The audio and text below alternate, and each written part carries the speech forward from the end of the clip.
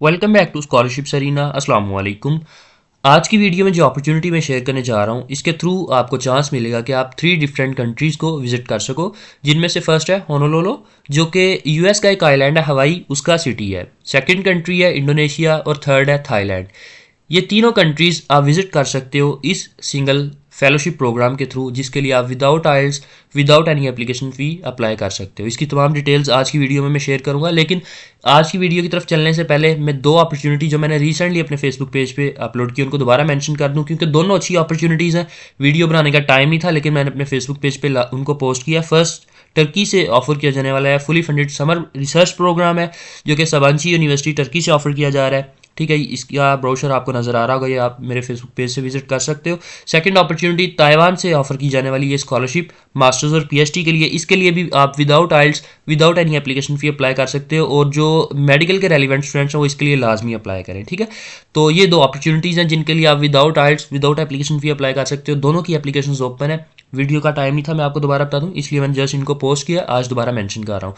तो आज की मेरी वीडियो है जो जेफरसन फेलोशिप प्रोग्राम, ये बेसिकली ऑफर की जा रही है, और इसकी क्लोजिंग डेट जो है वो 13 अप्रैल 2025 है। इसकी एप्लीकेशन ऑलरेडी ओपन हो चुकी थी काफ़ी टाइम से, लेकिन इसकी डेडलाइन मैं आपको बता रहा हूँ। और ये प्रोग्राम जो है वो जर्नलिस्ट के लिए है। ठीक है, ये जिस तरह के उन्होंने मेंशन किया, फुल टाइम जर्नलिस्ट हैं जो वो इसके लिए अप्लाई कर सकते हैं। और ये प्रोग्राम का जो थीम है वो उन्होंने मेंशन किया हुआ है, the future of food security lessons from south east Asia. South east Asia के 2 कंट्रीज इस प्रोग्राम में इन्वॉल्व है, इसलिए इनका मेन फोकस उसी तरफ है। ये 2 कंट्रीज का इंपॉर्टेंट जो है वो रोल है इस फेलोशिप प्रोग्राम में। ठीक है, तो ये चीज़ आप लोगों ने माइंड में रखनी है। इसका थीम बहुत इंपॉर्टेंट है। जो जर्नलिस्ट इस डायरेक्शन में अपना जो प्रोफेशनल वर्क कर रहे हैं वो इसके लिए लाजमी अप्लाई करें।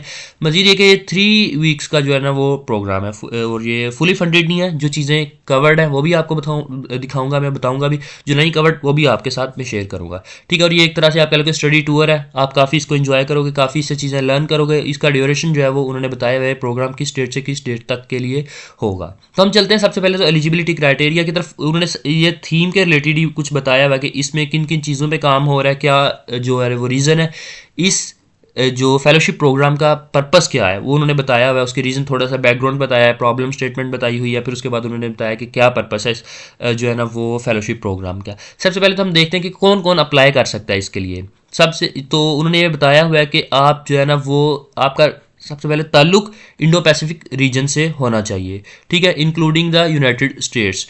तो इंडो पैसिफिक रीजन के जो कंट्रीज़ हैं वो उन्होंने यहाँ पे मेंशन किए हुए हैं, जिसमें आपको पाकिस्तान भी नज़र आ रहा है। मीन्स के पाकिस्तानी स्टूडेंट्स इसके लिए एलिजिबल हैं, इंडियन स्टूडेंट्स भी इसके लिए एलिजिबल हैं, नेपाली स्टूडेंट्स भी इसके लिए एलिजिबल हैं, और जो कंट्रीज़ एलिजिबल है उन्होंने उसकी प्रॉपर लिस्ट दी हुई है। तो आपका सबसे पहले इस रीजन से बिलोंग करना ज़रूरी है। सेकेंडली आपका जर्नलिस्ट होना ज़रूरी है, चाहे आप प्रिंट ब्रॉडकास्ट या ऑनलाइन जर्नलिस्ट हो, कोई भी हो वो मैटर नहीं करता, लेकिन आप जर्नलिस्ट होने चाहिए और इस रीजन में काम कर रहे हो। ठीक है, और इसके बाद आपके पास एटलीस्ट 5 ईयर्स का, कम से कम 5 ईयर्स का प्रोफेशनल जर्नलिज्म का एक्सपीरियंस होना चाहिए। आपने प्रोफेशनली वर्क किया एटलीस्ट 5 ईयर्स, तो आप अप्लाई कर सकते हो। और थर्ड जो कि आपकी इंग्लिश प्रोफिशेंसी, ये 3 चीज़ें आपके पास होनी चाहिए, फिर आप इसके लिए अप्लाई करोगे।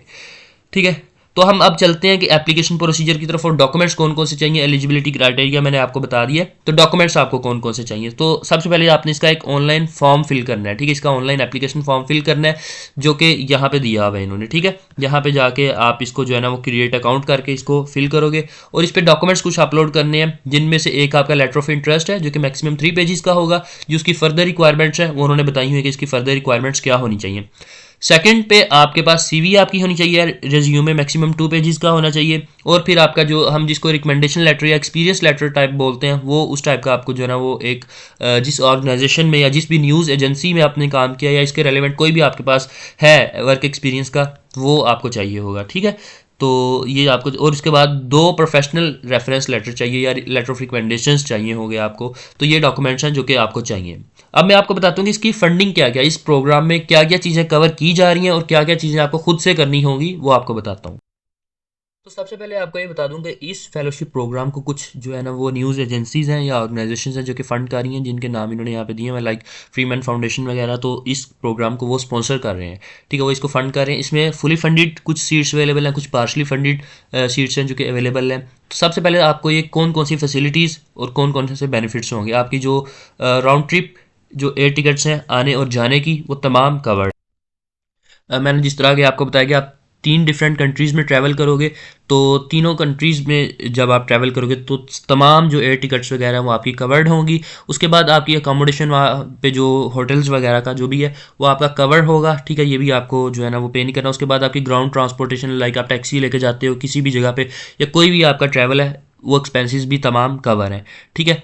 और जो है वो वहाँ पे आपको अगर ट्रांसलेशन ऐप्स की या ट्रांसलेशन जो डिवाइसेस होती हैं उनकी ज़रूरत पड़ती है तो वो भी आपको जो है ना वो प्रोवाइड की जाएंगी। और इसके अलावा जो मीटिंग रूम्स वगैरह हैं और डिफरेंट जो कोस्ट है वो तमाम चीज़ें ये कवर की जा रही हैं। लेकिन जो चीज़ें कवर नहीं की जा रही, सबसे पहले तो आपको $900 आपको पे करने हैं हर पार्टिसिपेंट को, चाहे वो पार्शली फंडेड के थ्रू जा रहा है या फुली फंडेड के, वो तमाम को पे करने ही करने हैं, ठीक है? $900। इसके अलावा जो एप्लीकेशन वीज़ा फ़ी है ये आपकी कवर नहीं है, और वीज़ा के रिलेटेड जितने भी एक्सपेंसेस हैं वो आपके कवर नहीं है। हेल्थ इंश्योरेंस आपकी कवर नहीं है, और बैगेज जो फ़ीस है ये आपकी कवर नहीं है। ये चीज़ें जो कि इस प्रोग्राम में कवर नहीं है, और जो कवर है वो भी मैंने आपको बता दी हैं। तो ये अपॉर्चुनिटी है जो कि 3 डिफरेंट कंट्रीज से ऑफर की जा रही है। इनके जो डायरेक्शन है, क्या पर्पस है इनका इकट्ठा होने का, इस फेलोशिप प्रोग्राम का क्या पर्पस है, कौन कौन अप्लाई कर सकता है और क्या क्या बेनिफिट्स होंगे, किस तरह अप्लाई करना है, कौन कौन से डॉक्यूमेंट्स चाहिए, ये मैंने आपको बताया ब्रीफली। तो ये अपॉर्चुनिटी है। अगर मज़ीद कोई क्वेश्चन है इस प्रोग्राम के रिलेटेड, कोई भी आप मुझसे पूछ सकते हो या इनको जो है ना वो कांटेक्ट कर सकते हो, यहाँ से आप अप्लाई कर सकते हो। तो लिंक्स आपको तमाम डिस्क्रिप्शन में मिल जाएंगे। कोई भी क्वेश्चन है तो आप मुझसे पूछ सकते हो। तो मिलते हैं अगली वीडियो में अगली अपॉर्चुनिटी के साथ। अपना ख्याल रखें। अल्लाह हाफ़िज़।